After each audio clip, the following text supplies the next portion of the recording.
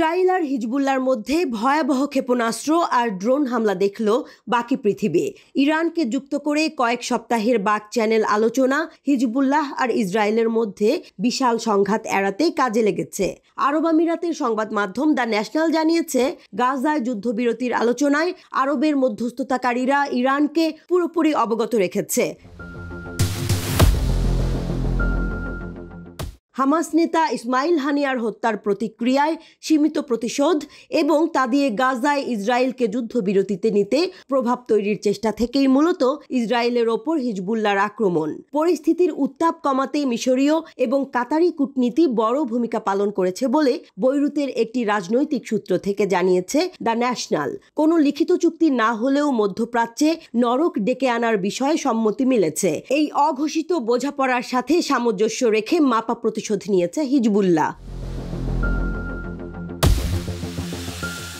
সংঘাতের সময় লেবাননের কিছু স্থাপনায় আগাম হামলা চালিয়েছে ইসরায়েল। হিজবুল্লাহ নাকি সেখান থেকে ইসরায়েল হামলার প্রস্তুতি নিচ্ছিল। পরে হিজবুল্লাহও ইসরায়েলের বেশ কয়েকটি সামরিক ও গোয়েন্দা টার্গেটে আক্রমণ করে।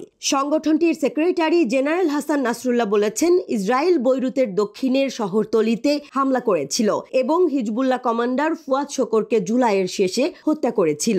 এভাবে সমস্ত সীমা অতিক্রম করায় হিজবুল্লাহকে অভিযানের নির্দেশ দেওয়া হয়েছিল।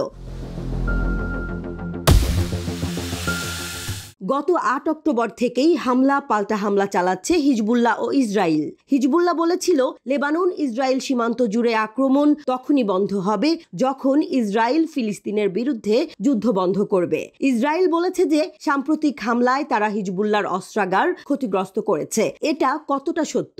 সংগঠনটির অস্ত্রাগারে 1,20,000 থেকে 2 লাখ রকেট রয়েছে বলে মনে করা হয়। গত অক্টোবর থেকে ইসরায়েলি সামরিক টার্গেটগুলোতে তারা প্রায় 8,000 রকেট ছুড়েছে। ইসরায়েলের দাবি, তাদের হামলায় হিজবুল্লাহর হাজার হাজার রকেট ধ্বংস হয়েছে। অথচ হিজবুল্লাহ বলেছে যে তারা 11টি ইসরায়েলি সামরিক ঘাঁটি লক্ষ্য করে প্রায় 340টি কাতিউশা রকেট ছুড়েছে। নাসরুল্লাহ বলেন, ইসরায়েল দাবি করে যে দেশটির মধ্যপ্রাচ্যে সবচেয়ে শক্তিশালী সামরিক বাহিনী, কিন্তু সাম্প্রতিক সংঘাতে হিজবুল্লাহ বাহিনীর কোনো উল্লেখযোগ্য হতাহতের খবর পাওয়া যায়নি। অর্থাৎ ইসরায়েল মিথ্যা বলে, যা দুর্বলতার লক্ষণ এবং রাজনৈতিক লাভের জন্য অতিরঞ্জন।